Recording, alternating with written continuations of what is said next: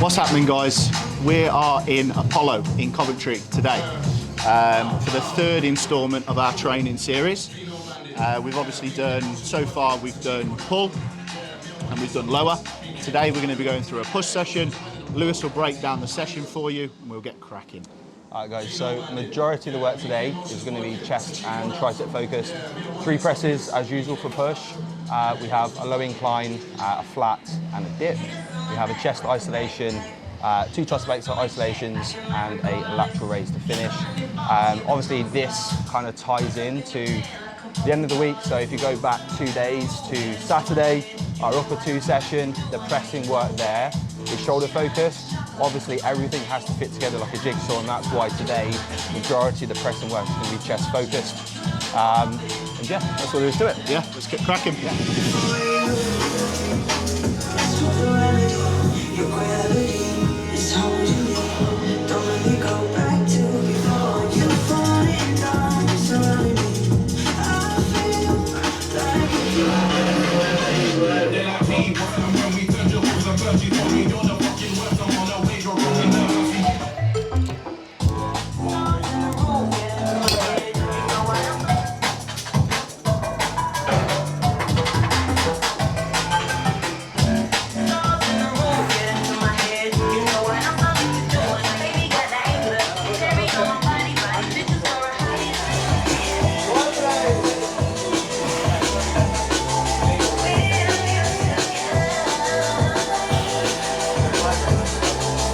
Alright guys, so gym hack.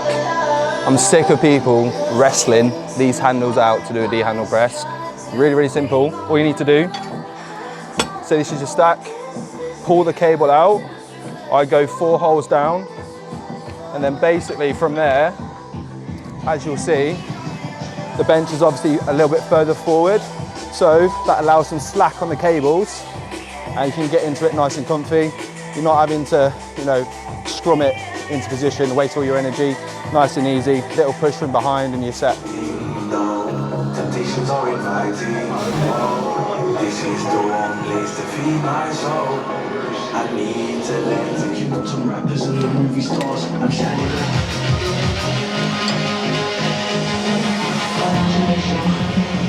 46.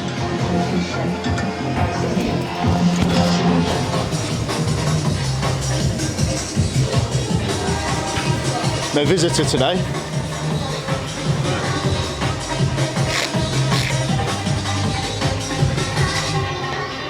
Obviously, I've gone 41, so I'm only able to pin 3 instead of 4, so the cables aren't going to reach quite as far out.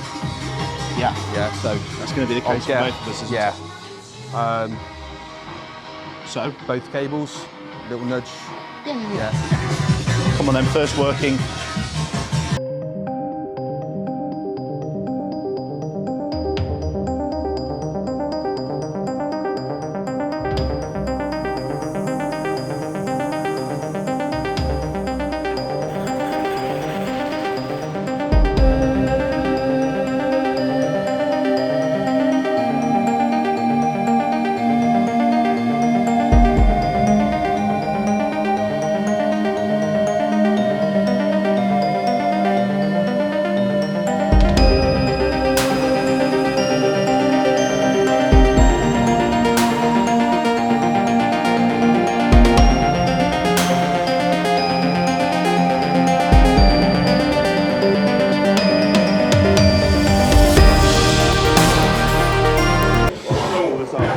Yeah. Come on, man.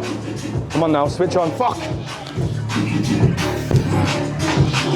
Well, yeah, thank you, boys.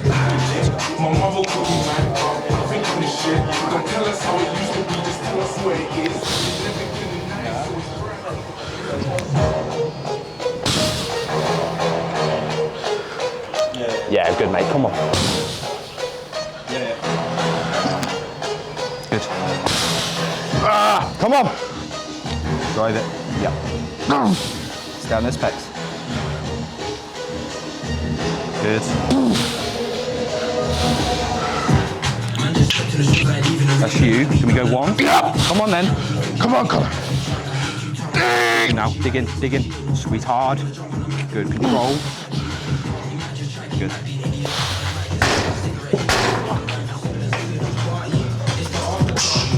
Let's go, come on. Let's go.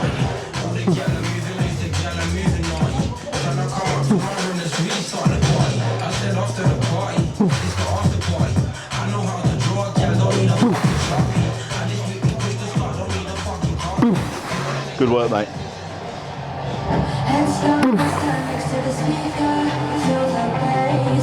Bring me in when you need. Whoa.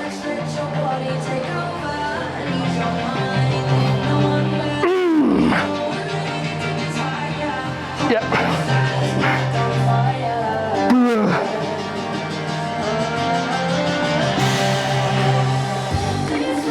Okay. One more. Go one more. Go one more. Good work. Ooh.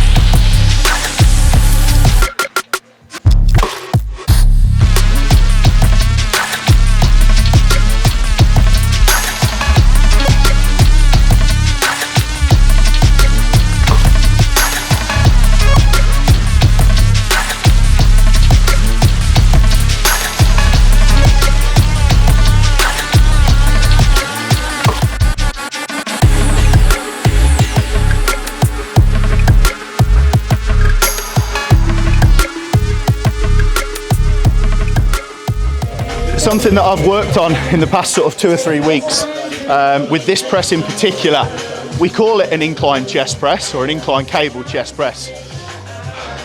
But really, we want to start nice and low, okay? What we want to do is we want to press out in front of us rather than what I was doing was pressing up, okay? So we start low, handles in line with the bottom of the pec, and all we're doing really is we're just following that sort of pattern, that line, okay? Don't try and force the movement upwards because you're going to lose the contraction. Obviously with the profile of the machine, we're going to fail in that shorter range burst, so to make sure we rinse as much as we possibly can from this movement, we'll just spot through the range. It's something we do with a T-bar row, for example, on back. Obviously, first rep will just be the last 10-20%. The second spotted rep will be the last 30-40%. And that third spotted rep will be the last kind of 50-60% of the rep, just so we know we've got everything we possibly can from that movement. And that's where kind of understanding your profiles and exercise placement kind of really come in handy.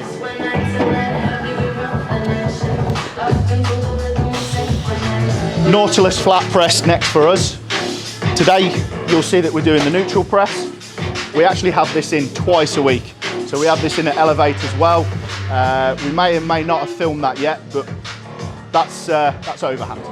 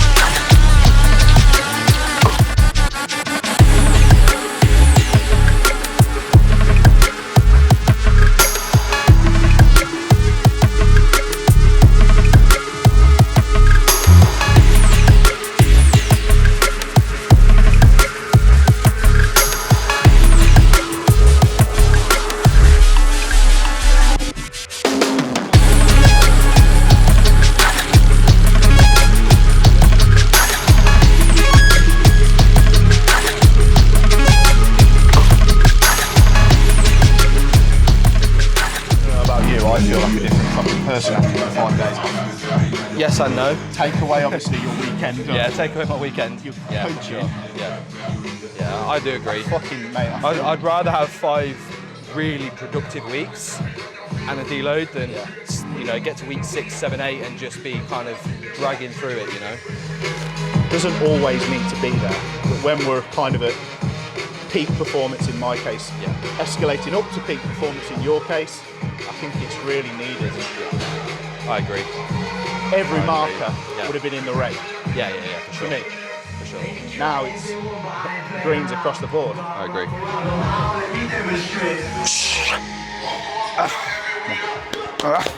Let's go. Come on.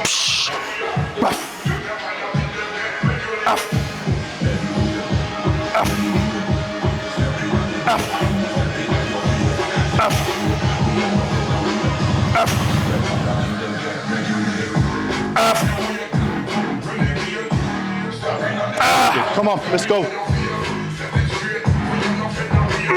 One. Force the rep. Come on, let's go. Let's go. Nice work. Oh yeah. Good job. Done. I don't ever slow up, no I don't take shit. I got no love for the fakeness. If you wanna play tough and wanna hate this, I'll always show up. I don't ever slow up, no I don't take shit. I got no love for the fakeness. If you wanna play tough and wanna hate this, I'll always show up and make a statement. I don't ever slow up, no I don't take shit. I got no love for the fakeness. If you wanna play tough and wanna hate this, I'll always show up and make a statement. Everything I do so instinctive and so passionate. Every word I move so descriptive like an adjective. I got a vendetta against people who pat. Feels like just tearing my chest apart as I get to that range. Yeah, I know. I've literally took it out for the Nautilus because of that. I was coming down to those last reps and I was like,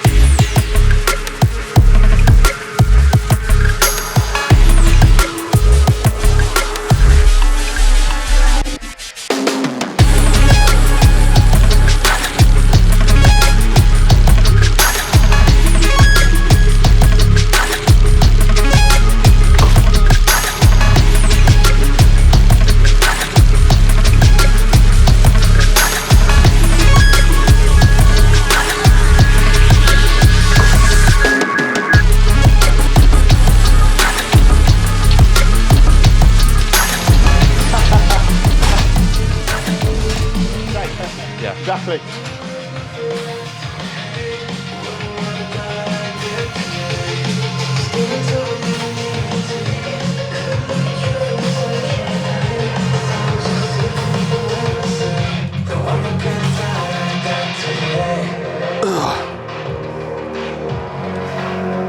Work within the range, work through the range here, okay?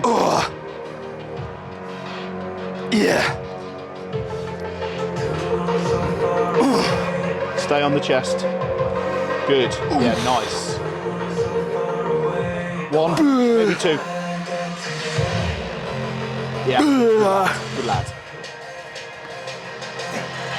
Oh, fuck.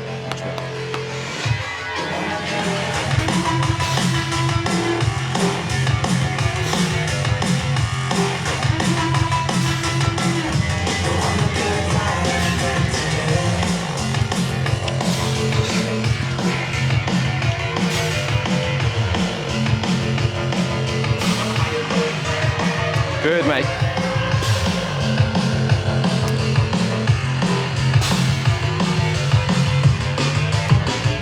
Yeah, there's two. Hold these ones. There. One more. Okay, guys, so we are fresh off the back of the Deload. However, we did have, well, me and my team had quite a big show this weekend at the UK FBA. Had 4 clients on stage. All looked superb, absolutely spot on. But it also kind of ties in terms of what I want to talk about here in terms of trying to manage being an athlete and giving your all to that and giving your all to your clients as well from a prep coaching perspective.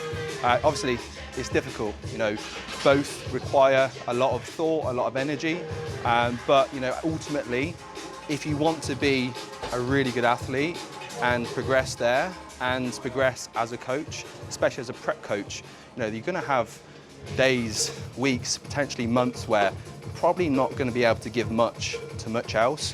And if that's something that you truly want in this sport, then ultimately, you know, we've all heard it before, we have to make sacrifices.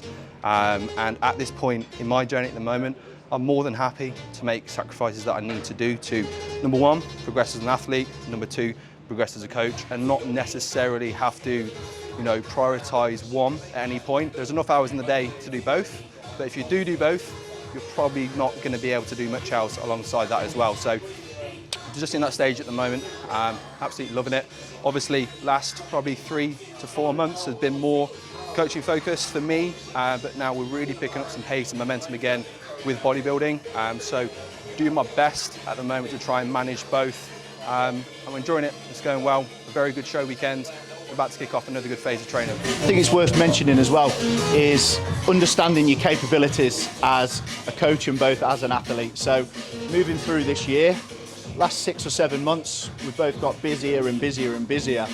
And with them small steps in terms of like taking on another sort of 5 clients, maybe 10 clients, you have to give yourself a period of time to sort of adjust to that workload. And if you can do that, if you can take on a number of clients and get busier, adjust to that workload, understand your routine, understand your time when you're going to be working, where you're going to be dedicating a little bit more time to training, you'll be okay. Set yourself boundaries and limitations. So within the gym, the 3 or 4 hours that we're training, we're not really thinking about work. We are putting the time in for me and Lewis in our bodybuilding journey, okay? Setting yourself a little bit of time at night, 1 hour. Setting yourself a little bit of time on a Sunday. You've got to have them pockets of time in the week where you come away from both and you just give yourself a little bit of time to sort of recharge the batteries, and then we push on the next week.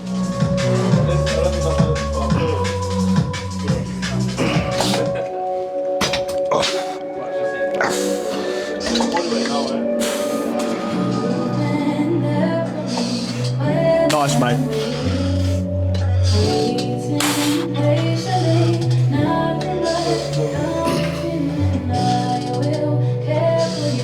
Good.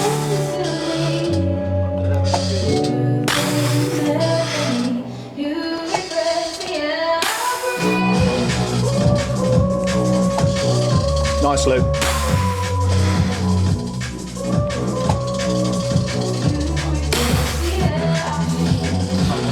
Big drive down. Come on, mate. All you. All you. Good stuff.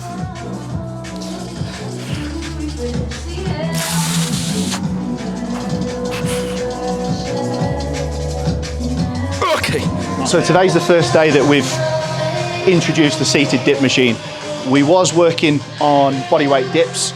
I'm in a position now where I'm doing sort of 20, 25 reps. Lewis is getting up towards that region. That exercise causes him a little bit of an issue with his shoulder. So we've swapped that out, swapped this in. So there's a couple of things we can do here just to make sure that we're working the pec a little bit more, or the chest a little bit more. So handles wise, inside handles, they're gonna work more tricep. So we'll go wide on the handles, okay? Get ourselves nice and strapped in with a seat belt. And what I tend to do is, we can see here that the backrest is coming forward slightly. What I'm going to do is I'm going to accentuate that a little bit and make sure I'm just leaning over a little bit further, just to make sure I'm working the pec as much as possible. There's only one fat boy around here. I've been in the off-season for 11 months. You have. Do you know what? I've never done this exercise with the handles out. Oh, really? Ever. It's nice.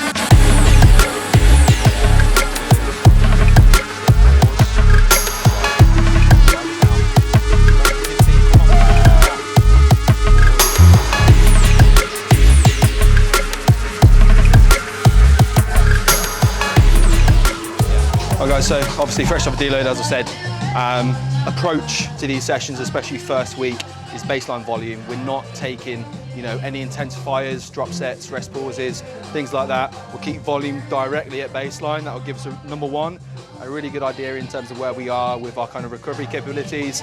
And number two, not put us straight back into the hole we just got out of with the deload.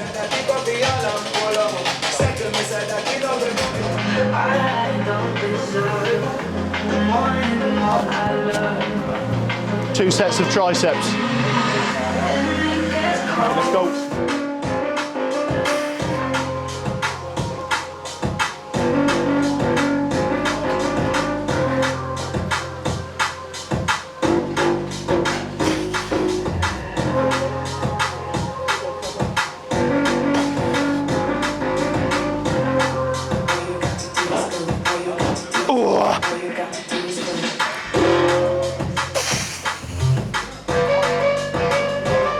Finish that rep, finish that rep. Good work.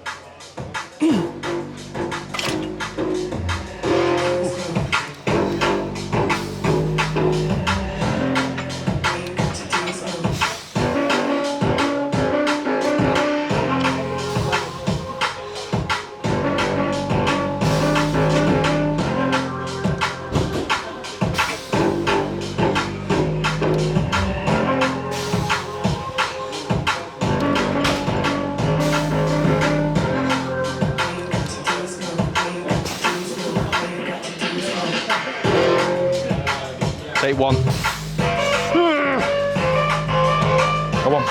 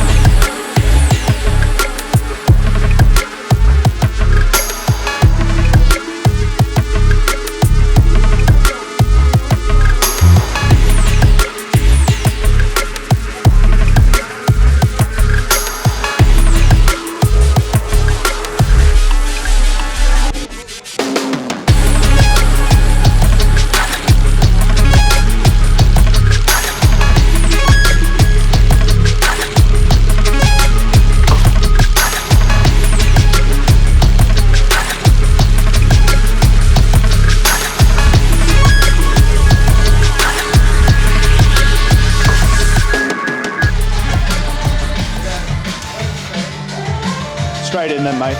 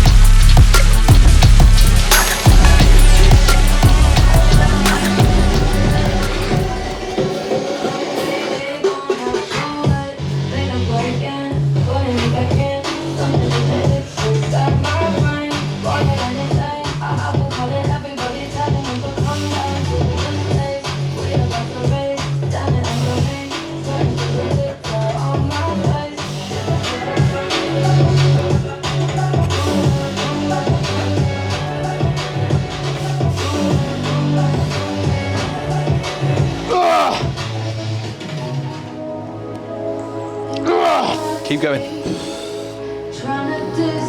One more, one more. Come on, take it. Good. Fuck. Pure gym, square work, and gym like this in years. Oh, mate. So I need to get back in Straight down here now.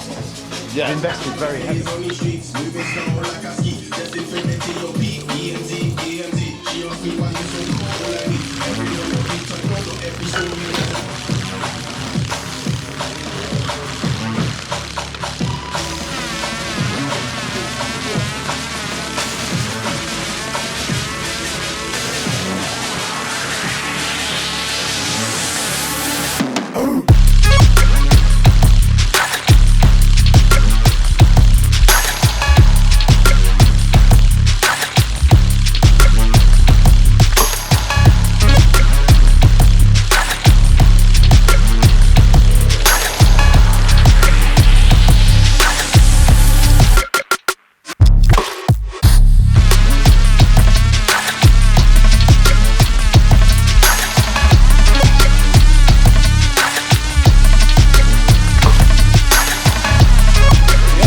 So typically for delts, I do actually like some lower rep range sets, you know, around that kind of 6, 7, 8 mark. I do think there is benefit to that. But of course, it's a lot through the shoulder joint. So typically what I like to do is like a mid, then my top, then my back off. So first set will be like a 10 to 14. Second set will be your kind of top set, like a 7, 8, 9 repper. Today I'm actually going to go 2 of those, so I'm going to do 4 sets here. Then again, finish with a 15 to 20 to 25 rep set. Just a really nice way of hitting all rep range with the delts, but keeping the joint itself nice and safe.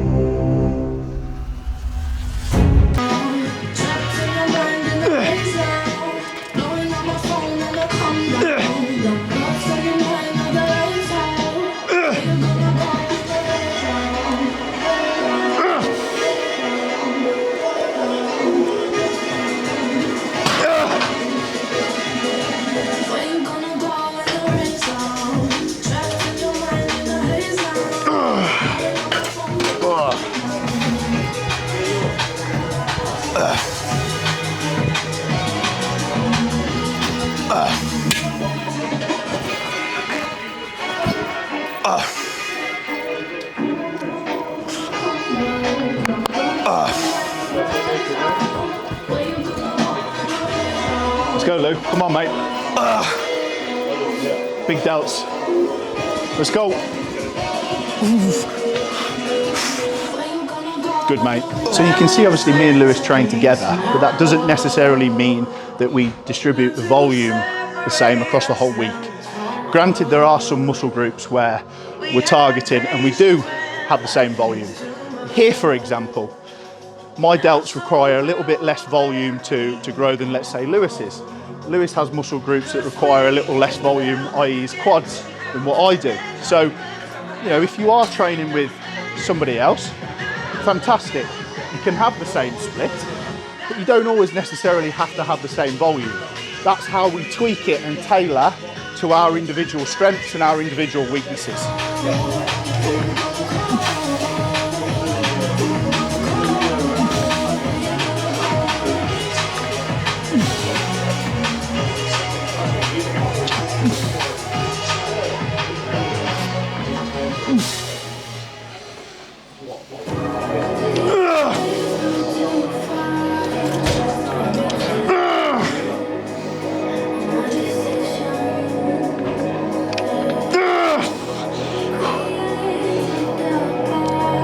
That's a wrap for today, guys. Both coming off the back of a deload, as we spoke about in the session. Both feeling really good. Feel nice and pumped, refreshed, ready to move, you know, onwards over these next 4 weeks. Hope you enjoyed the session, guys. So next session, guys, will actually be reintroducing a hip hinge, something we haven't done for a little while just because of a few issues we've both had. So that's what we'll go through within our next YouTube with Jay. And then also, we're going to cover a little bit more about, you know, where we are exactly regarding cycles, regarding phases, dosages, all that kind of stuff. So if you're interested in that, make sure to tune in. If you do have any questions, guys, we will be putting in, I will be putting in a question box on Instagram. If you do have any questions, we can spare 5 or 10 minutes either at the beginning of the session or at the end of the session to answer any questions quickly as well.